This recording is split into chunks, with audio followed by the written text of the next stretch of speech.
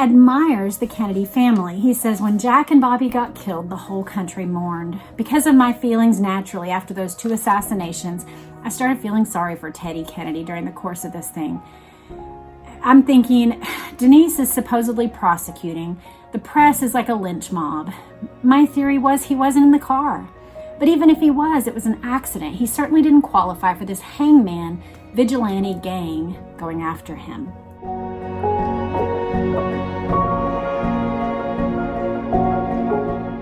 Hello, and welcome back to my channel. If you're new, then welcome. I'd like to earn your subscription today. We are going through Chappaquiddick, Power, Privilege, and the Ted Kennedy Cover-Up by Leo Damore. We've started going through this book probably 2 or 3 months ago. After we finished a book about all of the Kennedys, we are diving in deeper to this tragic story.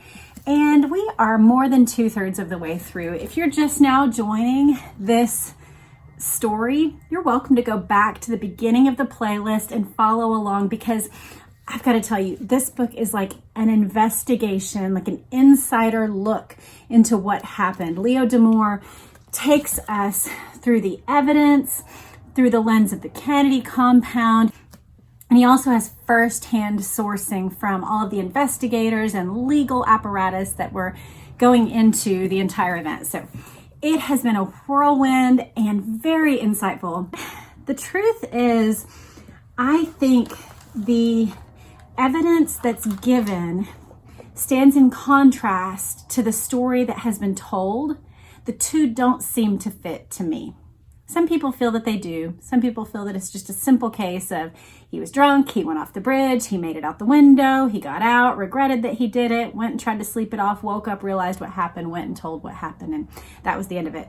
I would say there's some problems with how that story fits with what the evidence actually shows. But if you want to understand all of that, go back through the episodes, because it has been fascinating, and I think this book will not disappoint. Today, I think this is episode 14 maybe? I do want to say, if you are a regular viewer of Chappaquiddick and you don't realize for some reason, we have just begun The Palace Papers by Tina Brown. It looks at each of these women in the royal family and each of these men.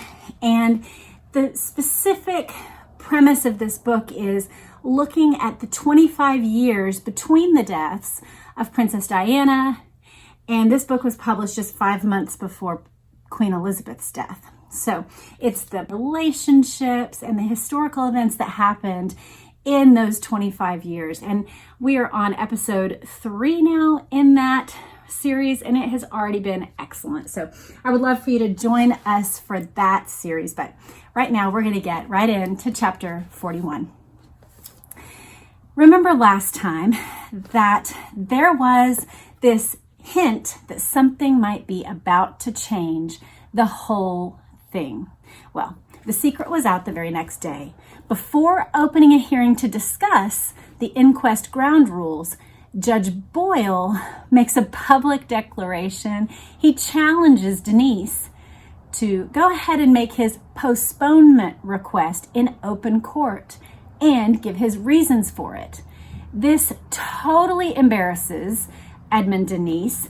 You remember he had made this sly reference to a secret request that he had made, and that events in the next 24 hours might change how things were going to lay out. Well, this is what he was talking about, but he did not spell it out to anybody else, and he didn't think that Judge Boyle was going to just put him out in front of everybody like, hey, go ahead and explain why you want a postponement. He was embarrassed to have his words so promptly and publicly contradicted, and so Denise withdraws his request. Boyle wanted no secrecy regarding this inquest. He decided we're going to have everything known and seen in open court. And so he does this to Denise, and then he says that Redmond is you remember, he has written a letter. He's the lawyer for the Boiler Room Girls and some of the people who attended the Chappaquiddick party. He has put in a letter asking for ground rules. And so Judge Boyle goes ahead and says, hey, let that letter also be read in open court so that everybody knows what's been said by both sides. When the letter is read, Redmond goes ahead and raises 2 requests for specific rulings that he wants made about what needs to be done in the inquest to guard his client's constitutional rights. And Boyle says he's not convinced that motions even are entitled to be filed before an inquest. Remember, the only inquest on the books, and we may get into this a little more in this episode, but the only rules about inquests, they hadn't been used since the 1800s, and they were used for some railroad accidents to try to ascertain facts about whether or not things had happened improperly.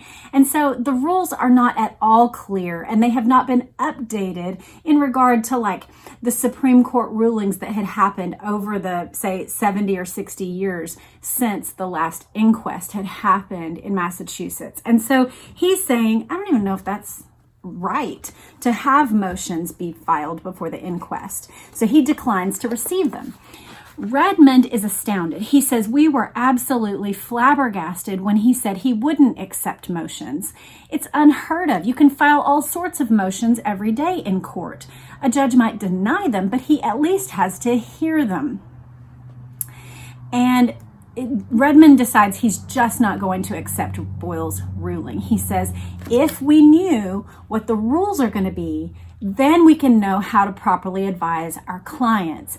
But, and he makes this quote, he says, it may be we will have to take other procedural remedies in order to assure that our clients are entitled to due process under the U.S. Constitution. Now that constitutional issues have been raised, Boyle is at sea, and he admitted it. He said, well, you've had more time to research the law in these matters than I have. And he kind of throws it back on the shoulders of Redmond. He says, you should have come in here this morning prepared with a memorandum of law as to whether or not it was proper to file motions at an inquest. So you can see they are kind of dickering over potentially relevant case law. And I'm not going to raise all of that. We're going to skip some pages from time to time through this because it's a lot of legal wrangling. But the main points you need to know is that Boyle is refusing to budge. He says, look, inquests are a judicial inquiry. So they're just finding whether or not a crime has been committed. They're not an adversary proceeding. He says it's not an investigation. It's not a prosecution of anyone. Since nobody's accused of any crime, constitutional rights aren't even an issue, says Judge Boyle. Clark is saying this has to be conducted so that the rights of every witness are fully protected. He begins proposing ground rules that will protect Senator Kennedy. These are the ground rules he's saying. Clark is Senator Kennedy's lawyer. He says, my client should be represented by counsel. We should have the power to compel witnesses to attend and be allowed to examine and cross-examine them. And we should be allowed to present evidence. So he's trying to put into the rules of the proceedings things that will allow Ted and his interests to be protected. Redmond says, look, we don't even know where this inquest is going to lead. It could lead to all sorts of questions being asked. And he says, are the witnesses prepared in the nature of a slander or libel case where someone's whole life is wide open? So he's saying, look, we don't even know what to expect. And until we know what to expect, this could open the door to all sorts of unexpected charges in the lives of anyone who participates in this inquest. You've got to give us more insight into what you're expecting and what the rules are going to be, Judge. The scope of the inquest would be such as to enable Boyle to report to the Superior Court all material circumstances surrounding the death of Mary Jo Kopechne and the name of any person or persons whose unlawful act or negligence appeared to have contributed thereto.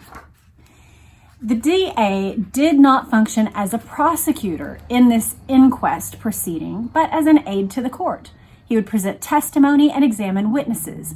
Boyle did not intend to be limited to whatever witnesses Denise happened to present. He would call any witnesses, he says, that might have quote, the information that I need to make a completely impartial investigation and report. If the witnesses won't voluntarily appear, they would be summoned, he said. But then he adds this. He says, I will make the statement now. It is essential that Mr. Kennedy be present as a witness. Failing other means, Boyle would subpoena Senator Kennedy himself unless you represent to me that he will be here voluntarily. So Boyle's blunt declaration provokes consternation, of course, in Senator Kennedy's camp. They do hurry to say, at your request, Senator Kennedy will be here at any time you designate. Hanafy, however, which is Kennedy's chief counsel, so remember, Clark is the local lawyer that's been retained to argue in the Edgartown courtroom, but Hanafy is one of the Hyannisport lawyers that is a Kennedy insider, and he's like the real head lawyer. He says, look, if the inquest was not conducted in accordance with constitutional details, then we are not going to make any commitment, either with respect to our participation or that of our client. He's saying, if you won't guarantee that constitutional rights will be guarded in this proceeding, we may not participate at all. Redmond also could make no statement about voluntarily producing his 8 clients until he knew what the rules were going to be. Joseph Donahue proposed that a legal process should be served on his clients, Joey Gargan and Paul Markham. He suggests, too, that they won't appear unless there are rules. So Boyle sees this roadblock, and he tries to find ways around it. Clark is trying to file motions that would guard everything, and basically Boyle calls everyone back. He says, okay, let's do this. Give it to me, all of it. Any rulings of law that would relate to the intake of evidence and the protection of clients in an inquest. Give it all to me by tomorrow at 10 o'clock. I want law on this. But nobody else could provide much. Because these inquests are such a rare and kind of antiquated function of law, nobody really has relevant case filings except for constitutional rights. And Judge Boyle is trying to just push it through and say, fine, if you don't have any law for this, then we're not going to do it. But they say, no, the Constitution of the United States doesn't end where your court begins. Like, they also, in this process, need constitutional protection. Every single one of the people who would appear. And Damore tells us Boyle was accustomed to hearing cases of no more weight than theft from the 5 and 10, or taking a bushel of oysters out of season. Precedent or not, Boyle reversed himself. He accepted the filing of the motion about due process, and he fell into the trap that Redmond set for him. Another point that became a problem is that Boyle had singled out Senator Kennedy and his presence at the inquest. Saying that that was essential made him a person who did have a personal stake in the outcome of this inquest. So now, above anyone else, his constitutional rights, they feel, need to be guarded because Boyle had individually called him out and said, well, he for sure must attend. Hanafy gets around to objections, but then, of course, on the other side of the thing is the weight of public pressure, because any kind of legal wrangling from the Kennedy side of things, lawyer-wise, would for sure be perceived by both the press and the public as Kennedy trying to weasel out of any form of accountability or, investigation into this matter. So Boyle lays out the ground rules. He says witnesses will come into the courtroom singly. They will be represented by counsel during their appearance on the stand for the sole purpose of advice on their rights against self-incrimination. So he's saying you're not going to be allowed to do all sorts of objections or, interfere. But if there's a point at which self-incrimination becomes an issue, to plead the fifth is what we call that. It's a constitutional right. Then your lawyer can advise in that instance. And for privileged communication. So you can't have a sidebar with your lawyer to make sure of something. Counsel for the witness would leave the courtroom when the witness left. So that's the agreement that they've come up to. Boyle's insistence that Senator Kennedy would appear pleased Denise. Denise is tremulous with regard to the senator's participation, but he says between Senator Kennedy and all the other witnesses that were called to the inquest, Denise wants to trace Senator Kennedy's movements and everyone else at the party before and after the accident and explore not only the immediate questions surrounding the accident, but really get into the larger discrepancies between, remember, Senator Kennedy's initial police statement and then the public statement he's made on television. Denise refused to say whether the inquest could lead to criminal proceedings or a grand jury investigation.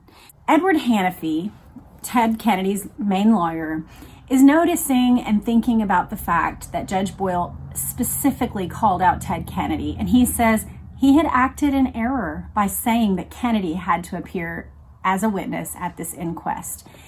And there could be a legal appeal here to say that this would violate his constitutional rights. And so Edward calls the compound to discuss this possibility of appeal. But Senator Ted Kennedy is on a camping trip. He's gone to Nantucket with his two oldest children, and nephew John F. Kennedy Jr. and Joe Gargan. I just think that's interesting timing for him to have gone away on a trip.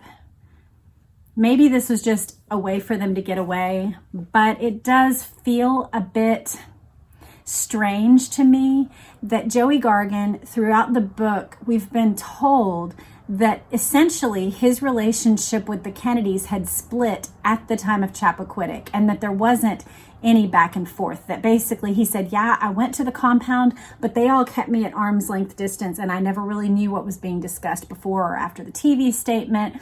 I wasn't really welcomed in. He went solo to Mary Jo's funeral. So we've been given this picture that there's distance, but then now they're off on a camping trip. And to me, that seems suspicious. It seems like something where there could be communications happening, fixing of stories, getting your stories on the same page, talking through, hammering out any differences, etc. It just seems like interesting timing to me. Well, Senator Kennedy rushed back to Hyannis when he was alerted that Joan Kennedy had suffered a miscarriage on Thursday, August 28th, and she had been taken to the Cape Cod hospital. There was no known cause for the miscarriage. This was the third that his wife had suffered, Kennedy told reporters the next day. One of his aides denied that the strain of Chappaquiddick was responsible. So Chapter 41 observations are, after initially requesting that the inquest happen, Denise has now privately requested a postponement, which he drops once it's made public that he's done so. So Denise is just, again, they say he's like a maverick of doing his own thing, but also to me, he just seems inconstant. He seems like he can't decide which thing he wants to do. He is just back and forth and unpredictable. So he has now asked for a postponement, but then once it's made public, dropped that request. Judge Boyle publicly asks him why. So Judge Boyle decides we are going to do things in the public view. He does not want to be on the receiving end of being perceived as a threat to real justice any longer. So he says everything's going to be done in public. There's legal wranglings over the rules and constitutionality of how the inquest will proceed. The only thing Judge Boyle says explicitly is Ted must testify. Then Joan miscarries and Ted goes to her. Chapter 42, now we get to hear Joan's side of things. She says reports of other women in her husband's life, quote, hurt my feelings. They went to the core of my self-esteem. It wasn't my personality to make a lot of noise or to yell or scream or do anything. And so rather than get mad or ask questions concerning the rumors about Ted and his girlfriends, or really stand up for myself at all, it was easier for me to just go and have a few drinks and calm myself down, as if I weren't hurt or angry. I didn't know how to deal with it, and unfortunately, I found out that alcohol could sedate me, so I didn't care as much, and things didn't hurt as much. Having been told nothing about the accident and kept out of her husband's counsels at the Hyannisport family compound, Mrs. Kennedy accompanied her husband to Mary Jo Kopechne's funeral. She gave a public display of loyalty. She played her assigned role in the PR drama managed by the senator's staff. She said at the time, "I believe everything Ted said. It was a very unfortunate, tragic accident. I think it was a miracle Ted managed to get out of that car. It was a very brave thing for him to do, to keep diving down to rescue Mary Jo. I think anyone under the circumstances would be in a confused state." Mrs. Kennedy also denied speculation that her husband had been headed for a beach on Chappaquiddick with Mary Jo when the accident occurred. "No, I'm sure they weren't," she said. "Ted left the party early so he could get a good night's sleep and be ready for the next day's race." Ted said there was a reasonable explanation why he was driving down a dirt road in the opposite direction from the ferry landings, but that telling it now would only lead to more rumors. Despite Kennedy's assurances that he intended to cooperate in every way, the court clerk went ahead and issued a summons for Senator Kennedy, as well as 20 other witnesses to appear at the inquest. There were also tickets distributed to 103 newspaper, magazine, radio, and television reporters who were permitted to cover the inquest, and reporters that were unable to attend were now offering $1,000 for tickets into the inquest. The high-powered Kennedy legal team was already putting finishing touches on their maneuver to block the inquest. On Sunday evening, August 31st, during a long Labor Day weekend, and only 72 hours before the inquest was to begin, an appeal petition was signed in Kennedy's name by Robert Clark, and then held awaiting Justice Paul Reardon's turn to sit on a special branch of the Massachusetts Supreme Judicial Court that would hear unusual writs and petitions. So you see what's happened is they have gone ahead and filed for this appeal. This appeal was essentially saying constitutional rights are being violated here. This could put our client in legal jeopardy, that sort of thing. And because it's a special circumstance dealing with an inquest, which again hasn't happened for a number of decades, they submit this to a particular branch of the special Supreme Court in Massachusetts, and they're waiting for a particular guy to get on the bench. In Reardon's view, this is the one that they're waiting on, extensive publicity would jeopardize not only the investigation and prosecution of cases, but also the integrity of the judicial process. He condemned the careless, impulsive, and inexact character of much court reporting. Clearly, Ted Kennedy could not have hoped for a better judge to hear this appeal. That the case had achieved worldwide notoriety was evident from the list of accredited media that was posted there in Edgartown's courthouse. So you have this little tiny town, Edgartown, but 10 British newspapers are there. The BBC is there. Reuters, French, Italian, and West German news magazines are there. Reporters from Australia, Japan, Spain, the Scandinavian countries, and every major American and Canadian newspaper are all posted up there in Edgartown. Each network is spending like $15,000 a day to cover the inquest. Huge trailer trucks were lined up outside the Methodist church. This church's basement had been transformed into a communications center for reporters. Tiers of bleachers went up in front of St. Elizabeth's Roman Catholic Church so that photographers could have a good vantage place for still photos that they would take. To the Vineyard Gazette, who had been there from the very first morning of the accident, it did look as if the circus had come to town.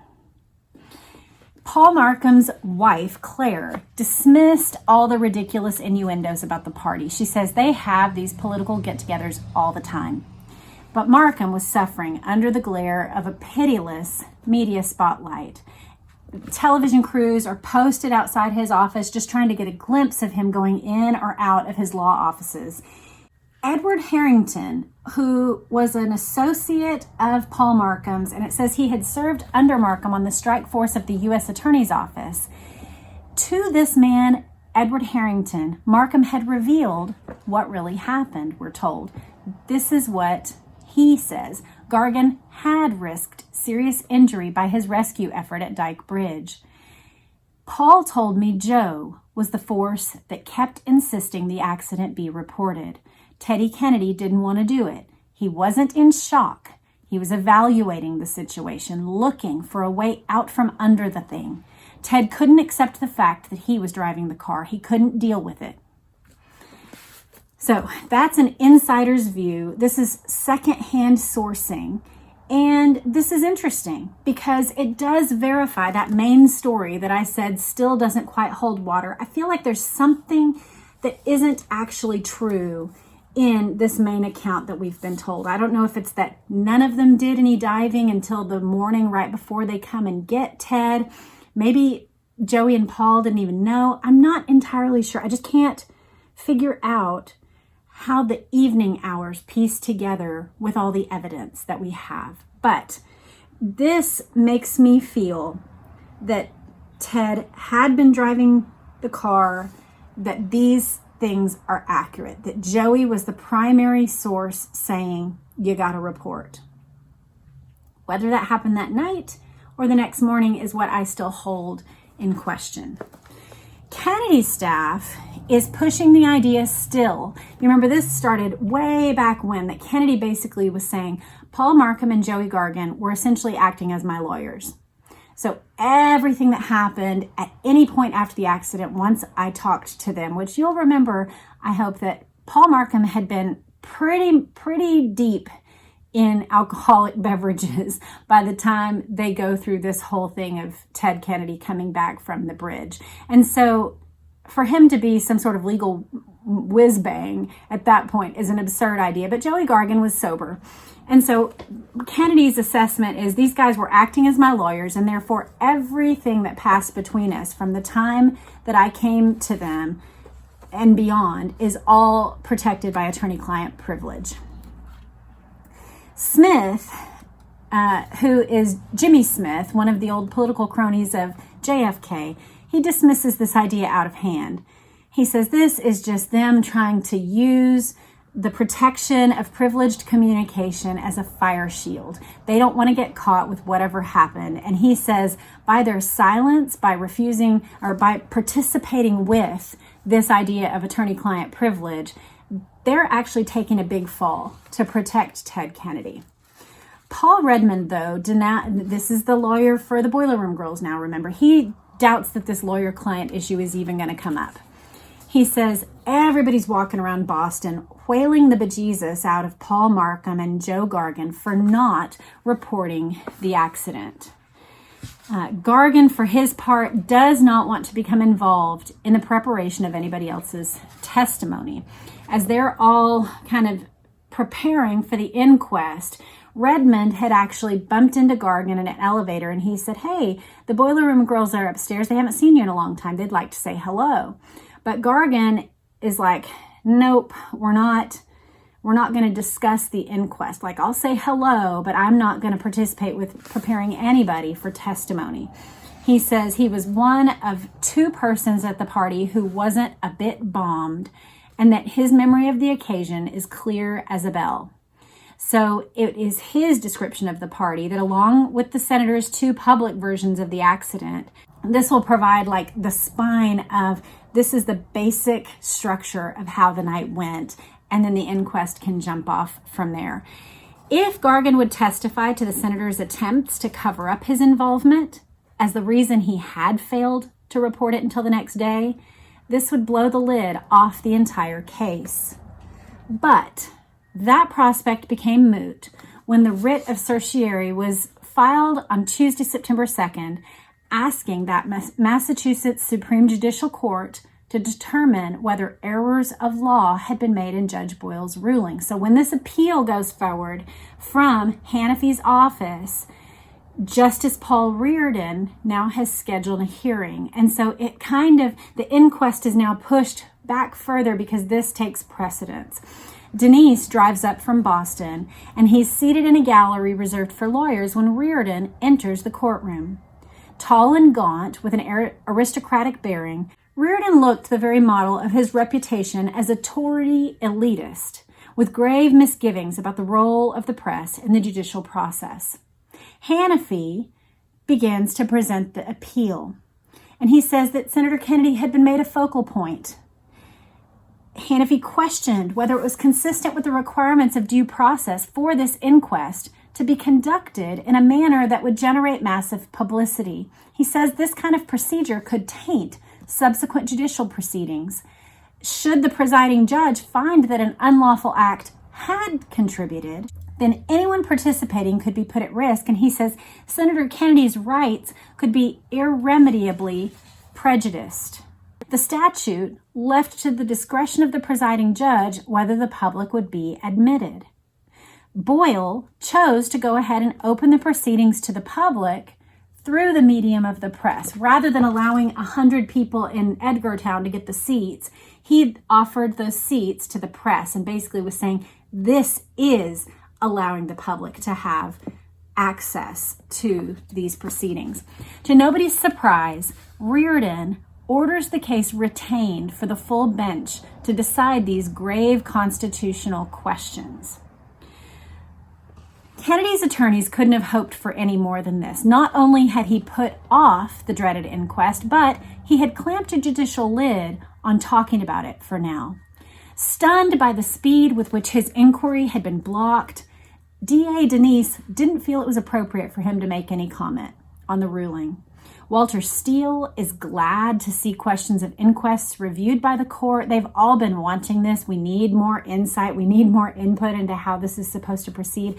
And Arena is also relieved. Chief Arena is relieved that the inquest has been postponed. He says, we're going to have a much easier time with things like traffic and other problems if the inquest is held later in the year. But disbelief among reporters turned to outrage when they discovered that Kennedy had waited until the last minute to have Justice Reardon, a known anti-press jurist, hear the appeal, instead of filing the appeal after the previous Thursday's hearing. So, these are legal wranglings that happen all the time. Someone is going to carefully think through and ought to carefully think through. I mean, when you're talking about constitutional rights, let's take Ted Kennedy out of it. But any one of us, if we had access to a good, solid lawyer, we would all hope that our lawyer would say, here's the best line of ways that we can protect your constitutional rights. And also, here's the best path that I can see to get this thing heard by someone who is sympathetic and will carefully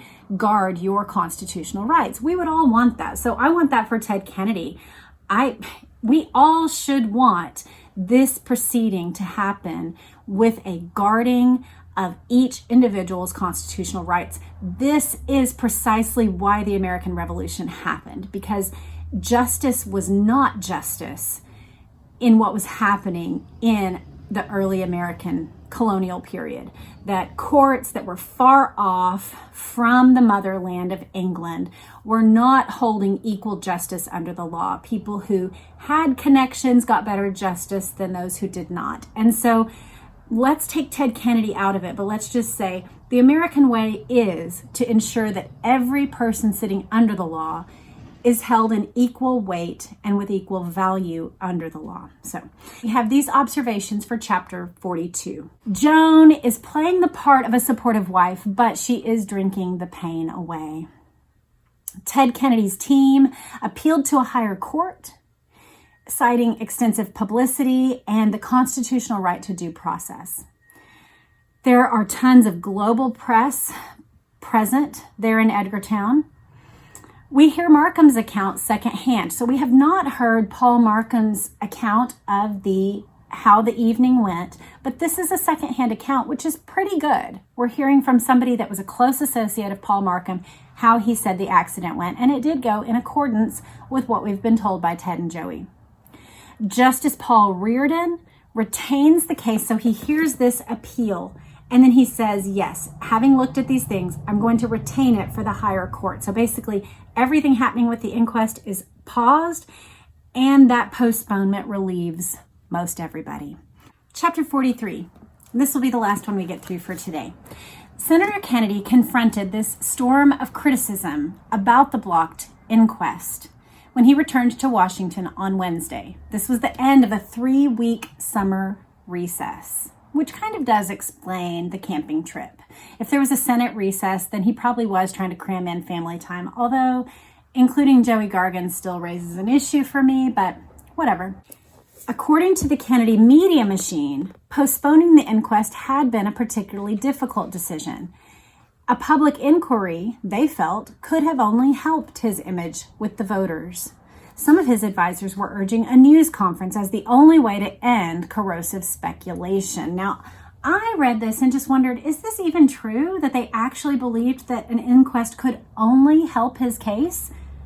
To me, this feels like them trying to put a positive foot forward and act like, oh yeah, we really wanted it to go forward, like we feel like it would really help us if everybody knew the facts.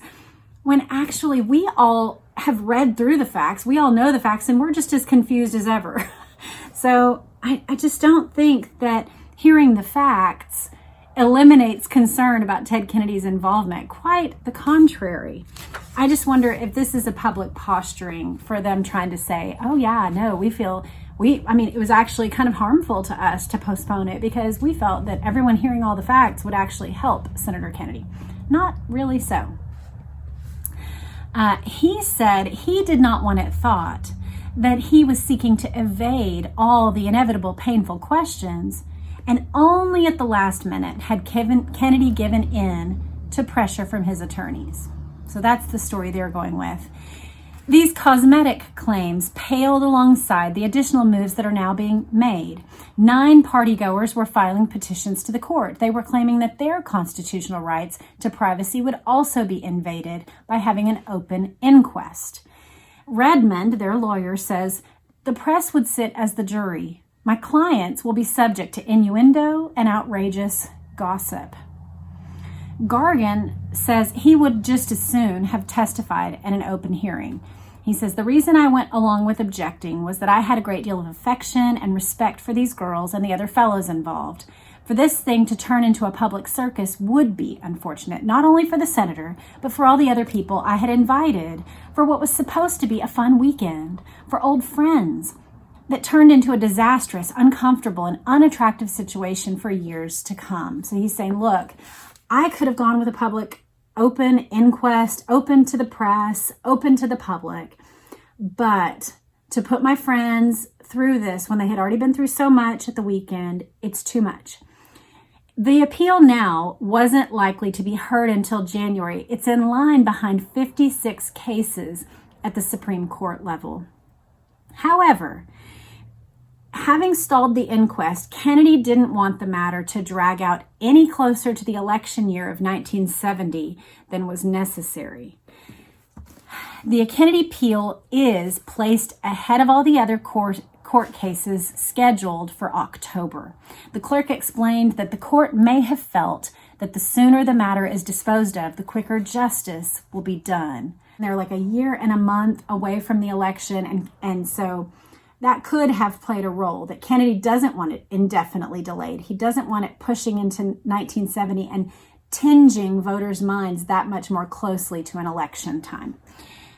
While a victory for Kennedy's attorneys, winning this postponement had been purchased at the price of increased hostility. And we're told there are now even riskier options on the table. Remember that Senator Kennedy wanted to keep reporters out of the courtroom when he testified.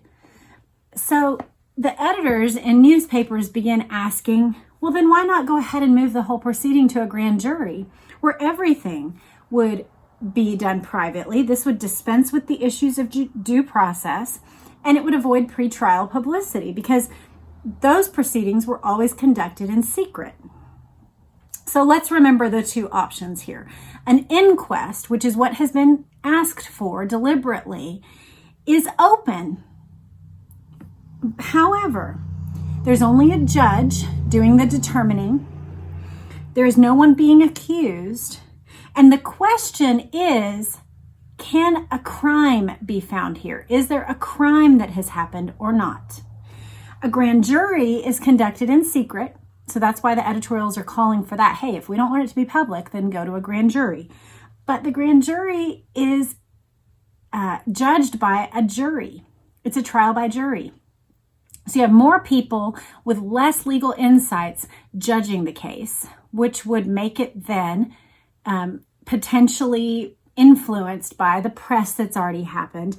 And also there is an accused. When you have a grand jury, you have a person who is being accused and potentially prosecuted at the center of it. And it can find someone guilty. The question is not, has there been a crime or not? The question is, there has been a crime. Is this person guilty of it or not? And so that terrifies Ted Kennedy's lawyers, obviously. If the Supreme Court decides that the open inquest has put constitutional rights at risk, then it would be Edmund Denise's, the DA, it would be his decision whether or not to go to a grand jury. The volatile and unpredictable nature of Denise makes this feel like a minefield to them. They don't trust Edmund Denise. They see him as having taken capricious actions before, which he has. Undoubtedly, he has. The press is hacking away now at Denise. They say if he didn't pursue the case, it was a whitewash. And if he did, he's just looking to advance his own political career. So no matter what he chooses, he's not going to win with the press. This is Jimmy Smith telling us this, he was in the JFK campaign, and he was seen as a Kennedy insider, even though he's in the DA's office. They kind of tried to keep his affiliation unconnected with the DA's office because he had been such an insider in the Kennedy community a good 5 or 10 years before this incident. He tells us Denise is just trying to be a decent human being. He's trying to help Teddy Kennedy. He wasn't going after Teddy Kennedy. He's going after the people who are attacking his own reputation. So Denise is concerned about his own image problems, but his legal problems get even bigger when one of the doctors pulls out of his support for the petition for exhuming and doing the autopsy of Mary Jo Kopechne's body. This doctor says that the relative value of what might be gained from a postmortem now has diminished with time. And these actions catch Denise unawares. He says, I wasn't contacted.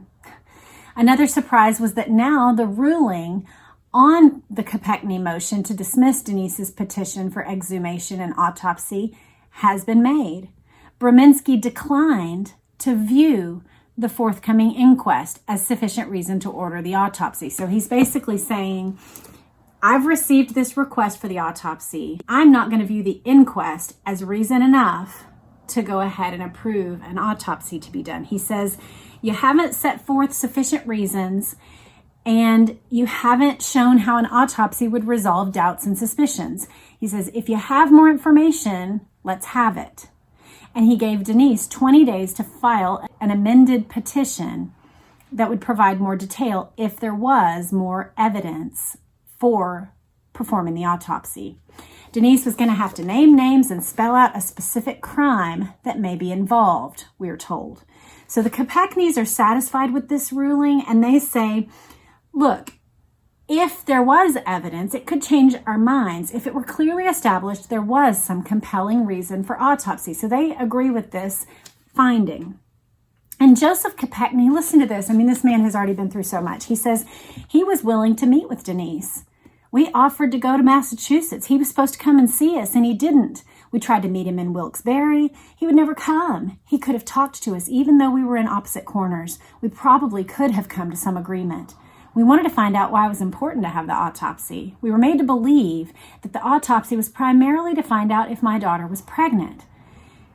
That didn't mean a thing one way or another. It did to Gwen, being a mother, naturally, but to me, that would be ridiculous. And Gwen Kopechne even gave this additional answer. She said her daughter had completed her menstrual cycle 3 days before her death. I know she wasn't pregnant, so I wouldn't even consider that. They had to come up with something else. And I just thought, what a shame that Joe and Gwen are forced through more of this publicly to be talking about her daughter's menstrual cycle. I mean, this woman hasn't gone a day or two without just being hounded. Like, leave this woman alone to grieve. And she's just not being. She's being hounded by the press, hounded by legal wranglings, hounded by fears and concerns. And And you know, this stance that they've taken, at first I thought, well, why wouldn't they just go ahead and go along with the autopsy? But the stance that they've taken is a good one. When Brzezinski says, hey, bring the evidence, and if you can show that a crime may have been committed, that an autopsy could help solve, I would hear that. And they say, yep, that sounds good to us. And to me, that sounds reasonable. Her quote was that they had to come up with something else by way of evidence. Denise did, in fact, Leo Damore tells us, have something else.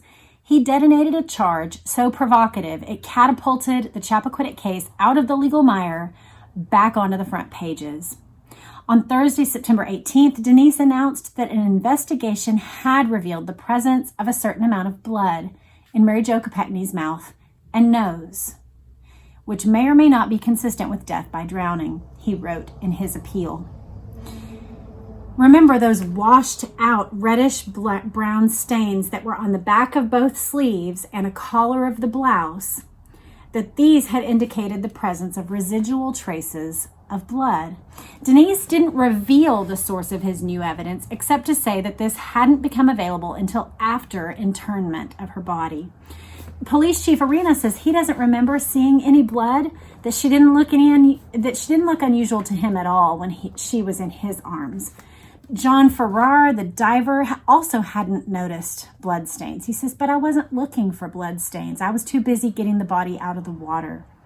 The mortician refuses to comment. He told reporters, you're putting me on a spot and I'm not going to give you an answer. But privately, he said he never saw any blood in Mary Jo Kopechne's mouth. Quote, only a slight pinkish, frothy exudate from the nostrils. So Senator Kennedy publicly dismisses the blood evidence. He gives a quote that says, I would say that those who tend to look for things in this case are going to be disappointed. His office hastened to reveal that a pathologist had told the senator's attorney that Mary Jo's body might have been scraped when pulled through a window of the car during recovery. The Kopechne lawyer suggests that the blood may have resulted from slivers of shattered glass punctured during the accident. Brzezinski, however, could not dismiss this new evidence, and he scheduled the pre-autopsy hearing. Killen is dismayed that Denise has taken the state police tests out of context. Still, he could think of no reason why an autopsy shouldn't be welcomed by both the Kopechnes and Senator Kennedy. He feels that this would put an end to any speculation about the immoral conduct. So he sees no harm in the procedure at all. Killen says, I figured we'd get the autopsy and it would go like this. She wasn't pregnant. She drowned. Case closed. Everybody go home. Instead, four lawyers in Wilkes-Barre were fighting like hell to prevent the body being exhumed. And Judge Brzezinski is avoiding every opportunity to rule.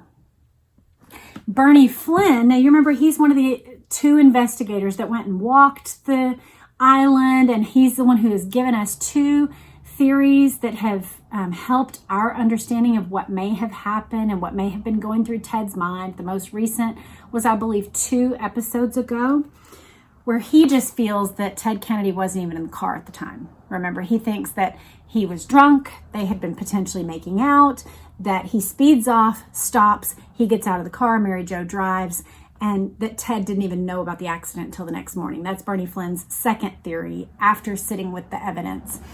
He says the investigation was unlike anything we'd ever done before. There was something unusual about the whole thing. It seemed like everybody wanted to get the damn thing over with as fast as they could appease the press. We were never told what crime we were investigating either. Usually we know what somebody's being charged with. So we go out, we dig up evidence to support the charge. But the scene was one of panic for many weeks. Flynn admires the Kennedy family. He says, when Jack and Bobby got killed, the whole country mourned. Because of my feelings naturally after those 2 assassinations, I started feeling sorry for Teddy Kennedy during the course of this thing. I'm thinking, Denise is supposedly prosecuting. The press is like a lynch mob. My theory was he wasn't in the car. But even if he was, it was an accident. He certainly didn't qualify for this hangman vigilante gang going after him. Another man, Andy Tooney, he was a sort of celebrity cop type private investigator. He was working on a stolen art case on Cape Cod. And so they happen to run into each other and have lunch at an inn in Falmouth. They had never met before, but he knew of him by reputation. And during lunch, Tooney says, "I hear you're working on the Chappaquiddick case. How are things going?" Flynn was glad Tooney brought up the subject. He says, "I was telling him about my feelings about Ted Kennedy, the poor bastard. He's getting a raw deal," he recalled. "That TV speech made him look like a jerk. I know he's lying, whatever the reason." And Flynn told Tooney, "I'd like to help the guy out. I think he's in a bind." The only way he could think of helping Ted was to let him know what certain people were going to testify to at the inquest. He wants to give Ted some insider information. And Tooney later said Bernie was anxious to be put in contact with Ted Kennedy's office in Boston. He figured I'd know how to make the call because as a street cop and a private investigator, he had worked both sides and he knew the ways to navigate these particular types of environments. Tooney seeks out the advice of F. Lee Bailey, and he says, this is a quote from Bailey. Bailey says, Andy knew that there was some information which could be helpful to Ted Kennedy. He is asking, do I volunteer to pass it along or do I just stay out of it? And Bailey spent no time thinking about it at all. He says, it wasn't even a conference. He says, sure, if it's helpful to Ted Kennedy, see that he gets the information. Bailey did not know that the informer was a police officer engaged in investigating the case. He didn't know that somebody in the DA's office, Edmund Denise's office, was involved. But regardless, that's the advice that he gave. So Tooney calls Kennedy's Boston office. He says he has urgent and important information about Chappaquiddick. He didn't want to talk to any aide, secretary, or anybody else. I only want to talk to Ted Kennedy. Tooney was sure that his call would be returned when he gave his name as F. Lee Bailey's private investigator. He said, I'd been chief of the Boston Strangler Bureau. My name had been in the papers all the time, so he knows he'll get a call back. The next day, Tooney does receive a call from Ted's brother-in-law, Stephen Smith. We haven't used this chart since we read Ask Not together, but if you remember the Kennedy family, there is the 9 children of the Kennedy family and their spouses. Teddy is here. Gene Smith was right between Ted and RFK. Gene Smith's husband is the one that we're talking about, Stephen Smith, and he was retained as somebody who helped the family deal with financial issues. He would help with campaign issues, and he was kind of just a close confidant for Kennedy actions that needed discretion and secrecy. So that's who calls Tooney. He recognized him as Ted Kennedy's brother-in-law, and Tooney says he wants to talk to the senator. Smith says, well, you can't do that. He's not here. And Tooney wasn't prepared to give out the information to just anybody. He says it had to be somebody close or I wouldn't have said a word. He tells Smith, well, it's very important information that a state police officer wants to relay to Ted. Tooney didn't know what the information was. Bernie didn't tell me anything except he was willing to show Ted Kennedy the DA's file on the case before he went to court. That's what he's intending to do because he admired Ted and the Kennedy family so much.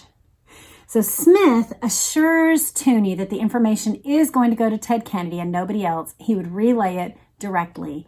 I'll see that the senator gets the message. So here we do have direct action between the DA's office and Ted Kennedy himself. Very interesting, very underhand. This is the sort of collusion that we haven't seen precisely happening with this level of closeness just yet, but here we go. Well, that's chapter 43. So the observations that we have are, number one, the inquest now has been delayed. And because of that, Ted receives criticism from the press and the public.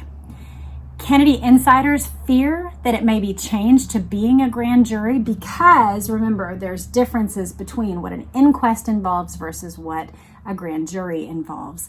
The judge dismisses the initial request for the autopsy, so Denise submits new information about the blood evidence.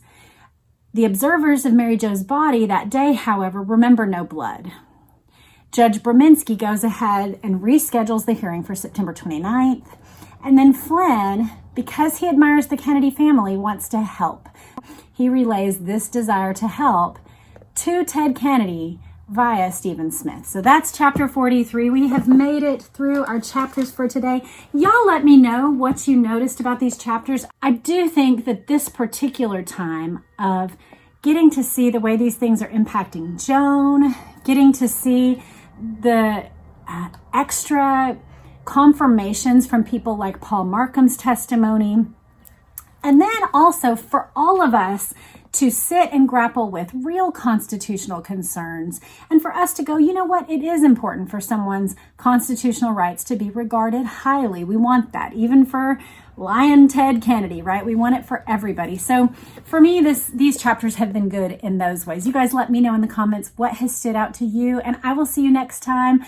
Like I said, we're going for 1 to 2 episodes of Chappaquiddick per week. So it's possible we'll have another episode over the weekend. Be on the lookout for that because, like I said, we're more than 2/3 of the way through, and I'm not looking to delay this any longer than possible. Right now, we're going mostly Great Guns with Palace Papers, but this one will continue to progress at the rate of 1 to 2 episodes a week until we finish.